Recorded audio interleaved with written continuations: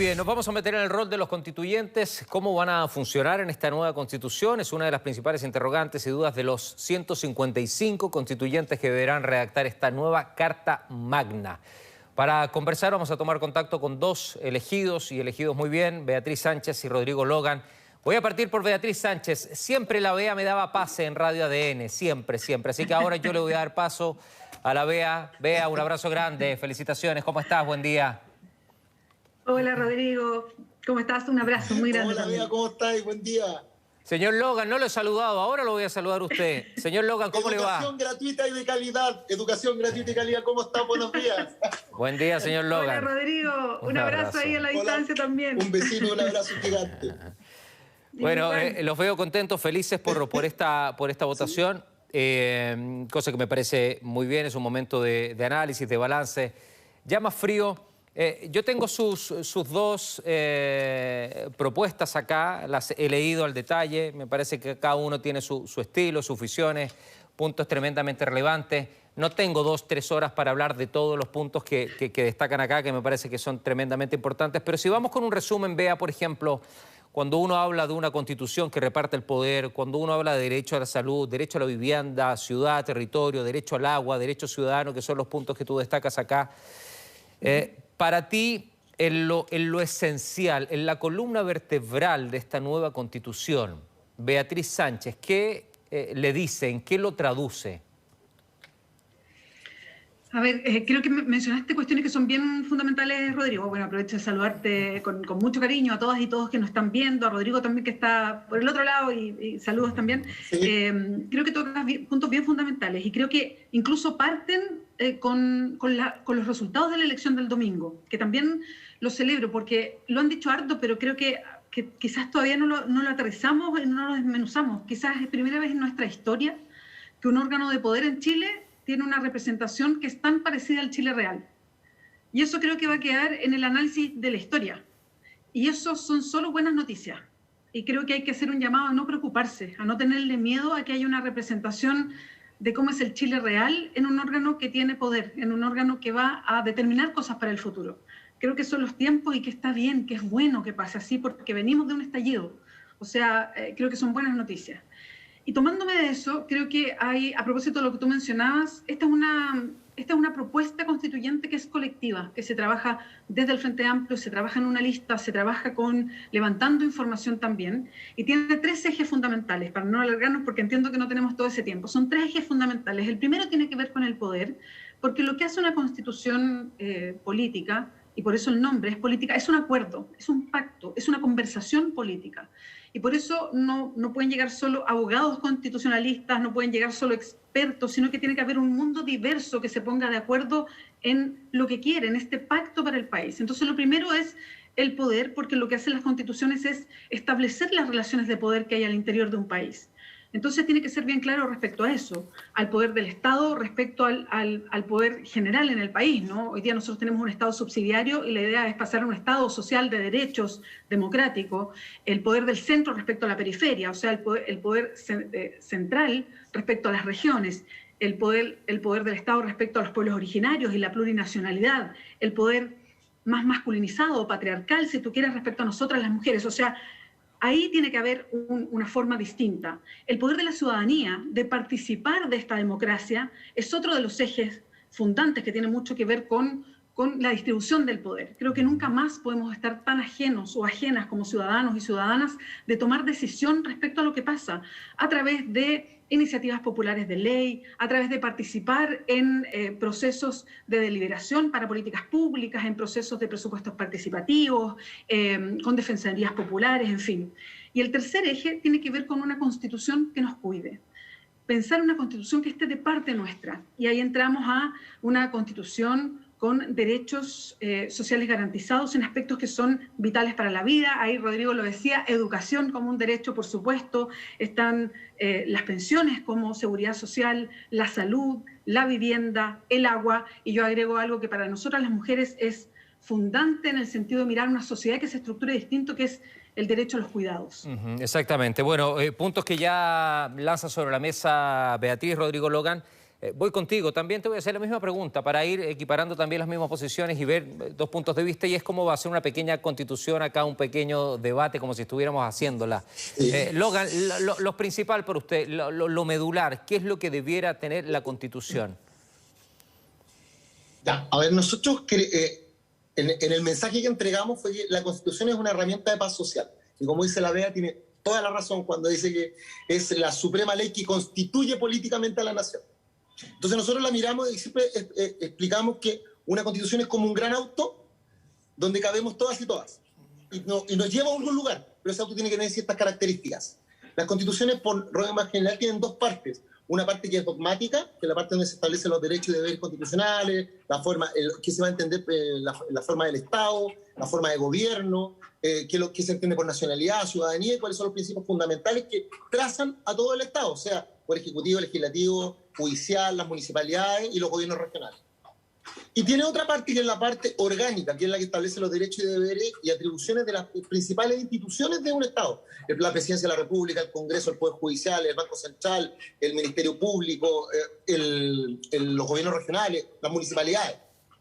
Y bajo ese respecto nosotros dijimos, bueno, ya que vamos a armar este auto, donde tenemos que caber todos y todas, ¿cómo lo vamos a hacer? Nosotros dijimos que es sobre 4 pilares fundamentales. El primero es que tiene que existir responsabilidad civil y penal de las autoridades político-administrativas que establezca la Constitución, me incluyo, por cierto, de tal manera que tengamos una espada de Damocles encima, cuando no lo hagamos mal o lo hagamos tarde. Porque hoy día se habla mucho de responsabilidad, está repetido 67 veces en la Constitución, pero no hay normas de responsabilidad efectiva, porque la responsabilidad hoy día es política. Entonces, cualquier te dicen los políticos, mire, si lo ha hecho mal, no vote por mí. Entonces, eso significa dar un cheque por 4 años y poder cobrarlo después de 4 años, ahí tenemos un problema. O hagamos un juicio político. Bueno, eso es más complicado, porque sigue siendo político, y además no todas las autoridades político-administrativas del país se pueden someter a esas acusaciones constitucionales. El segundo pilar es que hoy día la Constitución tiene, como norma suprema, porque las constituciones tienen que tener requisitos, tienen que ser generales, tienen que ser supremas, tienen que ser flexibles, tienen que ser adaptables,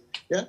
Y bajo ese requisito, el segundo pilar es cómo hacemos que sea de aplicación directa por los ciudadanos y ciudadanas, porque hoy día cuando lo van a aplicar, los ciudadanos dicen, bueno, tengo que contratar abogados y el Estado se defiende, entonces con el Consejo de Defensa y puede durar 16 años, ¿cómo lo hago? La creación de un organismo constitucionalmente establecido que no dependa de los gobiernos de turno, que sea el Consejo de la Sociedad Ciudadana o el Ombudsman, el Defensor Ciudadano. Ajá. De tal manera de que incluso pueda hacer efectiva la responsabilidad del Estado cuando éste no lo haga tarde o lo haga mal. El tercer pilar es el pilar de la participación ciudadana real, efectiva y vinculante. Hoy día nosotros tenemos la ley 20.500 que habla de eso, de participación ciudadana, que dice que todos los planes, políticas y programas del Estado tienen que tener la participación ciudadana. Y eso se hace a través de los COSOC, que son los consejos de la sociedad civil. Es la misma constitución, la misma orgánica, que establece que la sociedad se estructura a través de los grupos intermedios, que son las juntas de vecinos, clubes deportivos, centro madre, centro alto mayor, comités de adelanto, los bomberos, los scouts del ejército. Esos son las empresas, las municipalidades, grupos intermedios. ¿Cómo hacemos que todos participen, pero que realmente lo reconozcamos desde la Constitución? Y el cuarto pilar es el pilar que yo le llamo la Torre de Babel. Porque hoy día nosotros hablamos de muchos derechos, pero no están realmente conceptualizados. ¿Qué entendemos por educación? ¿Qué entendemos por salud? ¿Salud entendemos que es ausencia de enfermedad? ¿O entendemos que es ese estado de bienestar físico y mental que permite a las personas su mayor realización posible? ¿Qué entendemos por educación? ¿Entendemos la educación como la instrucción, aprender algo, o como un proceso formal? ¿Y entendemos la educación formal o informal? Bueno, toda esa conceptualización de derechos nosotros tenemos que dar, porque de ahí se interpretan no solamente las normas de rango inferior. Recuerda que hay una pirámide y arriba está la Constitución, pero abajo de la Constitución hay 21.325 leyes abajo al día de hoy.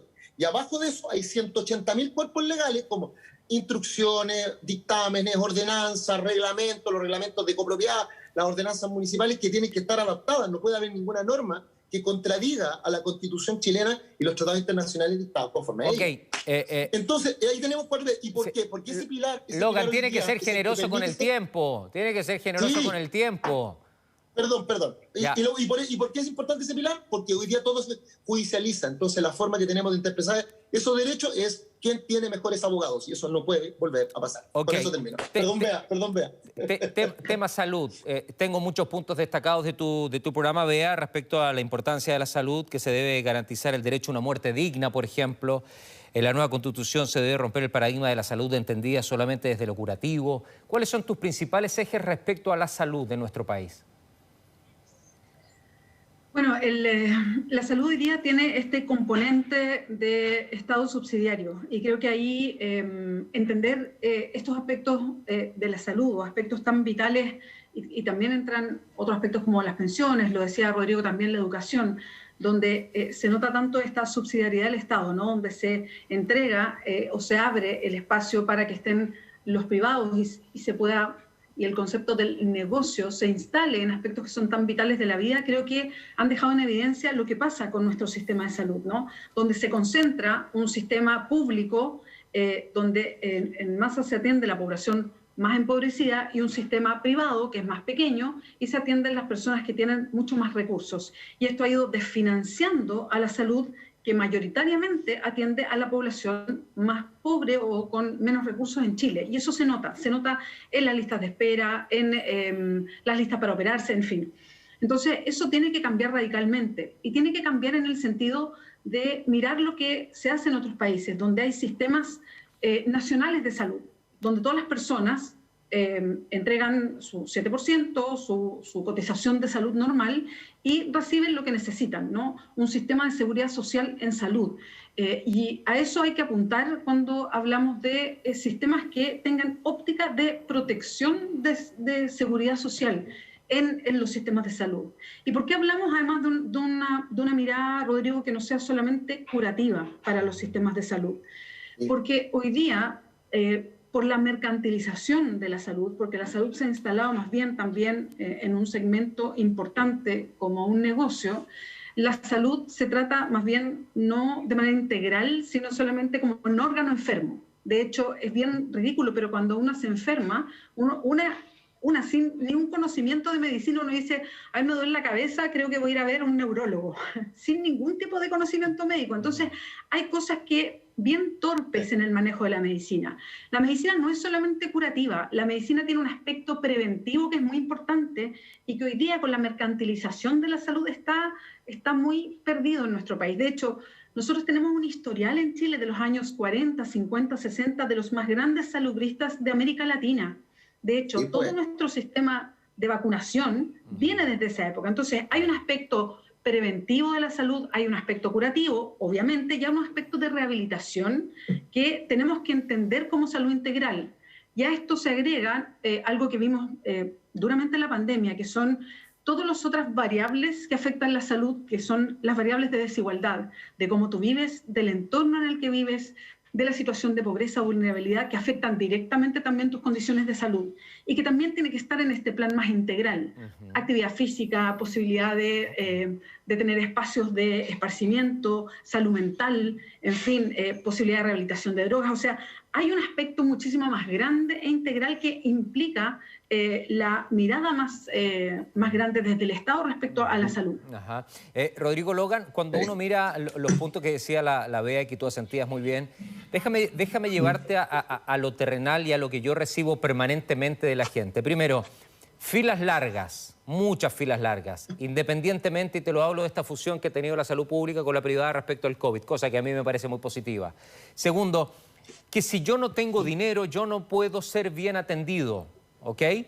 Tercero, he recibido una cantidad de casos, Rodrigo, Bea, de gente que tiene que pagar tratamientos de 2, de 10 millones de pesos. El caso de Rafita, que a través de colectas se pudo lograr el dinero, que tenía que pagar el medicamento más caro del mundo para salvar una vida.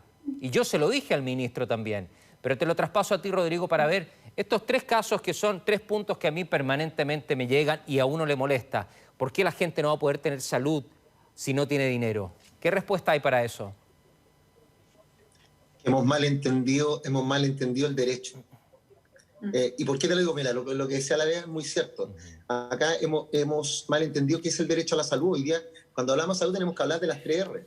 Tiene que el Estado, el rol del Estado cuidador, el Estado es responsable frente a sus ciudadanos, responsable último, y tiene que recuperar, rehabilitar y reinsertar laboralmente. O sea, la salud ocupacional es muy, muy importante. Y eso está escrito. Hay una ley que es la 18.469 sobre el ejercicio de la protección al derecho a la salud. Y no se ha hecho. Cuando tú hablas de qué pasa con el caso Rafita, a mí yo extrañé y ver que la Defensoría de la Niñez no presentara un recurso de protección en favor de Rafita, señalando los tratados internacionales y el primer tratado, el Tratado de los Derechos del Niño. La Convención Interamericana de Derechos Humanos, que dice que el Estado tiene que hacer todo lo posible por recuperar ese niño. Eso se llama el principio de finalidad. No se hizo, pero la herramienta existía. Cuando nosotros hablamos hoy día de qué pasa con la salud y el concepto de salud indigna, ¿sabes por qué? Es porque entendemos la salud desde una de las variantes de la ausencia de enfermedad, pero la entendemos como esa condición de bienestar. Y además el Estado, y ahí yo siempre vuelvo a lo mismo, el Estado hoy día está alejado. El Estado no responde frente a sus ciudadanos. Imagínate, disculpa que me vaya así, pero en el CAE, tú en el CAE le dicen, no, pero si usted tiene algún problema vaya a reclamar a los bancos. Y el ciudadano tiene que decir, ¿por qué tengo que ir a reclamar a los bancos? Si el crédito con aval del Estado, usted me tiene que responder en el tema de la autopista, en el tema de las pensiones. ¿Por qué tengo que ir yo al mundo privado si el Estado es el que me tiene que proveer? Es el Estado el que me tiene que responder. Lo dice el artículo 38, inciso segundo de la actual Constitución. Entonces la pregunta es, ¿por qué no hemos relajado? Porque hemos malentendido el tema del concepto del Estado subsidiario. Y lo vamos a superar. Pero cuando me hablan del Estado subsidiario, ¿sabéis lo que es el Estado subsidiario? Es la aplicación de la economía. La economía es una ciencia que trata de ver cómo satisfacemos necesidades que son ilimitadas con recursos que son limitados. Y en los años 50 alguien dijo, bueno, si el Estado tiene pocos recursos y tiene necesidades que son ilimitadas, ¿por qué no dejamos entrar a los privados, pero fiscalizándolos correctamente? De tal manera de que podamos llegar a mayor número de personas. Y se entendió que era correcto. Pero el tema es que hay que fiscalizarlo, porque uno puede tener los incumbentes que sean, primero que sean superintendentes y que después sean directores, por ejemplo, de las compañías fiscalizadas como la AFP. Eso es impresentable, ¿te das cuenta? Claro. Entonces, ¿qué pasa? Que nosotros en algún momento, y esto se llama orgánicamente, se llama la teoría del problema de agencia. El problema de agencia dice que cuando tú tienes estructuras matriciales muy grandes, donde tú delegas parte del poder, en algún momento la persona delegada se olvida del propósito de la institución y empieza a ocupar los recursos de esa institución para satisfacer sus necesidades propias. Te doy un ejemplo. Yo soy el encargado de finanzas de una empresa y veo todos los costos. Y un día mi hija me dice, papá, tengo que dar una prueba de un libro. ¿Me lo puedes fotocopiar? Yo debería meterme la mano al bolsillo de mi sueldo para ir a sacar esas fotocopias. ¿Pero qué es lo que ocupo? Ocupo las fotocopias de la institución donde yo estoy. Le ocupo el papel, le ocupo la tinta. O sea, me estoy satisfaciendo. Eso pasa cuando no hay falta de fiscalización. Y cuando dicen, pero es que el Estado asigna el mercado. Eso es efectivo desde el punto de vista de Adam Smith. Pero Adam Smith también decía que no puede, el mercado tiene que ser perfectos y hay anomalías, como por ejemplo la asimetría de información, que hoy día es grande, los mercados imperfectos cuando alguien tiene aún su posición dominante, el tema de la mala asignación de precios, los vaivenes del mercado. Todos esos elementos que son los que hoy día atentan contra los mercados deberían verlo. Esas personas que hablan del Estado subsidiario, incluso cuando dicen es que la función objetiva es maximizar la utilidad y minimizar los costos. Y yo le digo, sí, ¿cuáles son las utilidades? ¿Las utilidades de los dueños o las utilidades de la comunidad también, de los stakeholders? ¿Qué pasa con los proveedores, los trabajadores, los clientes, la comunidad? Se me fue el tiempo, Logan. Se me fue el tiempo. Para la constituyente van a tener que resumir los tiempos de posición, Logan, O sea, le pregunté A y se fue por B, por C, por D, sabe tanto que es tanta información. Pero te voy a responder como Grammer. Y bueno, ¿y por qué no? ¿Y por qué no? ¿Y por qué sí? Los dejo comprometidos para otro día. Vea, me marcan que tengo que irme al corte, 2:30. Discúlpenme, la televisión, ustedes saben que tiene franjeados. Quisimos conversar estos 20, 25 minutos con ustedes. Les mando un abrazo muy grande y gracias. Y este es un tema para seguir debatiendo y conversando y aprendiendo de ustedes. Gracias, Beatriz. Gusto verte. Gracias, Logan. Gracias por todo. Un besito, un abrazo. Chao, muchas gracias. Bendiciones. Muchas gracias.